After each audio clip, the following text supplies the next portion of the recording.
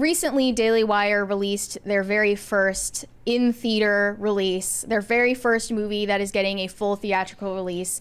It's Matt Walsh's documentary, Am I Racist? It's the follow-up to What is a Woman? And it's all about tackling the DEI movement and critical race theory educators. It's basically Matt Walsh becoming one of them, going into that world, interviewing them, and mocking these people in like a Borat style mockumentary. So now we found out that certain movie theater employees are doing their darndest to sabotage this movie. And it reminded me of back when Sound of Freedom came out, where there were a ton of rumors that movie theater employees were trying to sabotage screenings of that as well by like turning off the air conditioning in certain theaters because it was the dead middle of summer.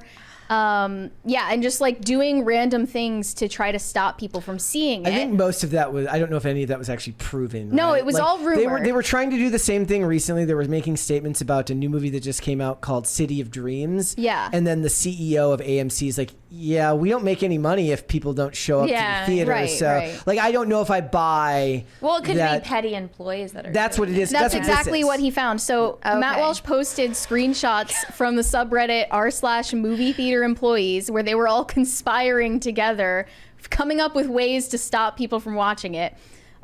Here, this one person said, I will be making the transaction as difficult as possible for anyone seeing the Matt Walsh movie. Another one said, can you take the good seats out of service without anyone noticing? Only sell the creatures that crawl out of the mud to see this thing, the crap seats. Another one said, this one just makes me feel gross having it playing. I can handle God's Not Dead or whatever other Christian movies we have, but this one just feels wrong. It's going to be long couple days that we have this. Another one said, we're getting it. We had one manager joke that if we did, he would quit. He might just if he deals with any of their shit. I don't know what they thought was going to happen, but they saw his tweet and then they posted the screenshot of it again in their subreddit saying they got famous off of it. Another one commented, if y'all see any of his followers being weird, please do not argue with them, report them, and move on with your lives. What does that mean, being weird? Like, are they imagining them walking up to the theater like this? I Like, guess what does just that mean? watching the movie makes you a weird bottom dweller. Well, that's just their excuse for people they can't argue with.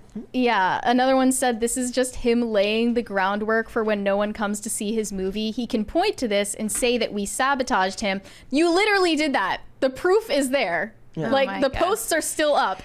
No one is actually trying to stop people from seeing this movie. No one is trying to lose their job over Matt Walsh. We are just dreading having to deal with the type of people this movie attracts. People So who it want to buy means popcorn. People with money that are trying to Get out of the house and watch a movie. watch a movie. Yeah, I guess I see that, you know, some of the media, You'll get used to it, I swear. some of the Well, no, media is if I dunk, he being pretty kicks me, fair. so it's like, That's adorable. Variety did a piece on it saying Matt Walsh, Am I Racist? Hits 1,500 plus theaters as Daily Wire bets big for movie dominance. And it started off with a very surprisingly balanced take. It says, every now and then a low budget film emerges from outside the studio system and catches fire with the largely ignored right-leaning demographic, leaving mouths agape in Hollywood's executive suites. And they just can't help but wonder, why don't our movies always hit like this? And we recently saw Glenn Powell talking about the same exact thing. He, you know, in an interview for Twisters, was talking about this largely ignored audience in the Midwest and in the South. And he feels strongly about making content for them as well and not intentionally antagonizing an entire section of people who could be making you money. Which should be common sense, but isn't common sense anymore. Yeah. Because, I mean, as they said in that subreddit, they literally are just seen as a different subspecies. There it is again, guys. Thank you so much for that. I really do appreciate it. oh my God. You know how they say baby? They say babies should be played classical music? Yeah. Your baby is listening to Trump right now. Yeah. Trump. Yeah. So Yeah. he was from. Oh, it's from the debate. Okay, Yeah. that meme. Okay, I get it now. Oh my god. It's a deep cut. Well, no, for everyone in the chat, I react because every time like I get like shocked, he kicks me. So I'm He likes getting the song, or he, she, they, whoever they are. They like the song. He is a boy. He likes the song. Matt I didn't know. I Walsh- didn't know if you had revealed the gender. Oh So yeah, I was it's like, a oh. boy. Yeah. Matt Walsh responded to the Variety piece saying, most mainstream outlets have refused to acknowledge our film. I give a lot of credit to Variety for not only covering it, but being very fair in how they cover it. Huge respect for that. Thank you. Except for, there was one line I noticed. They said, Ben Shapiro is known for embracing discriminatory views. But other than that, as I read through the article, there was nothing outwardly biased. But yeah, then I saw he posted another specific theater release a statement saying, due to the strong reactions from our community for and against this film and concerns for the well-being of our staff, we will not be playing Am I Racist as originally intended. Please know it was not our intention to cause division by playing this film. We noticed that many of the theaters in Sacramento area were booked to play this film, and quite frankly, this reaction caught us off guard. The safety of our staff is our #1 priority. Wait, Please accept our Sacramento? apologies. This is the same thing that happened during Joker, where they said that there was going to be an incel uprising and there was going to be some type of weird, like school shooter going on over at the theater, right? Well, Yeah. I mean, like it was going to be Aurora in 2012 all over again. Which can only be good PR, right? For the film, the best way to judge it is, I always say, is like, if my dad's heard about it, it's made it to the mainstream, right? Like my Yeah. dad went to see Joker. I'm like, when was the last Did you time? see the first Joker in theaters? yeah. And you remember how much scaremongering was going on, right? Maybe it's just where I live, but I remember online everyone freaking out about it. But I mean, I was in a packed theater. Like people were just going to the movies. Well, that's the thing, though. But like a lot of those people might not have heard about it if it wasn't for the fact that the media was pretending like this was going to be some evil incel anthem.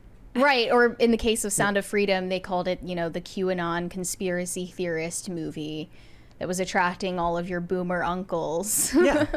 So the more you write headlines like this and the more you try to conspire against it, you're actually working in the opposite direction. You're only helping them.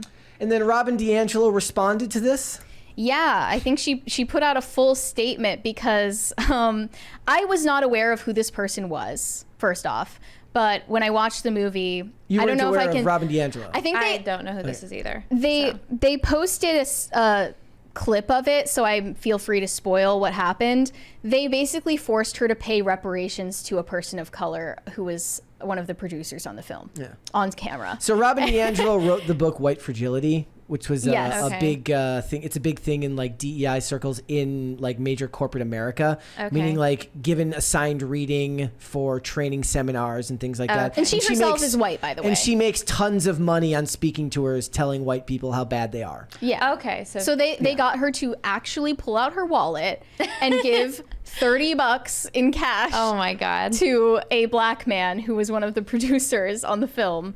So You she know was what? Good. You reap what you blindsided. sow. She was blindsided by the fact that this was actually not an anti-racist educator who was interviewing her. It was Matt Walsh in a wig. Okay. Wait, like was he in blackface? No, Or he was like wearing this like cheap wig. Anyone could tell, but he was in his DEI disguise. in Was the it what he movie. wore to like the DNC? 'Cause Yes. I saw Yes. that. Yes. Okay, Yeah. that outfit. Gotcha. She said, back in 2023, I was contacted by a group who claimed they were making a documentary called Shades of Justice about efforts to address racism in the United States. When I arrived for the interview, a few things felt off.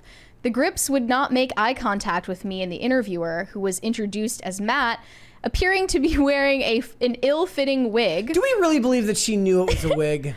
I mean, she anyone could clock I feel it, like right? I feel like if she knew it was a wig, she would have been She would have more assumed suspicious. maybe that he was bald and he was Okay. insecure about Or it. that he's a trans person. Yeah, okay. you know. Never You can't mind. judge. I'm wrong.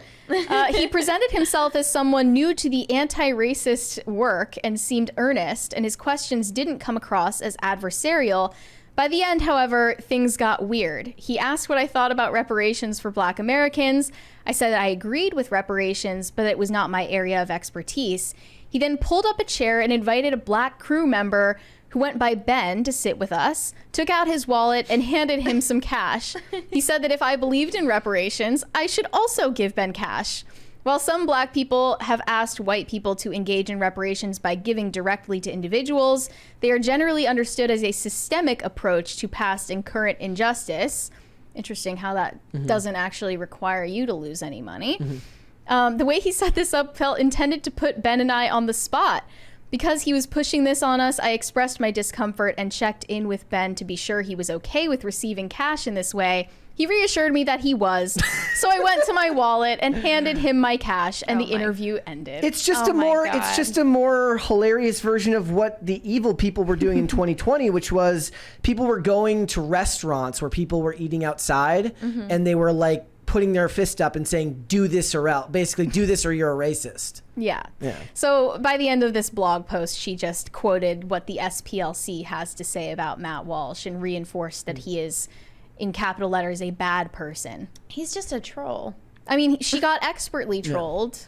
And at that point, you should just like laugh along. He's kind of any other perfect. reaction is more embarrassing. Well, he's just pointing out how stupid they are. Like how all the points that they're making are stupid. There's actually some kid that's going viral right now doing that. Did you see that? Like Really? the college kid? Yeah. And he's like, "Oh, do you believe in reparations?" They're like, "Yeah." And it's like, "Give this guy $20 or give this guy money." And they do it? Some of them are like, "What are you talking about?" They're like, "Well, you believe in reparations, right? Give him $20. He's black. They're like, "Oh, you got it all wrong. I only support reparations if like the government does it for Which means me your taxes. through my taxes." Thanks for watching. Listen to full episodes of Pop Culture Crisis on Spotify. Keep up with us on social media and make sure you subscribe and ring that bell so you never miss the show. Bye, guys.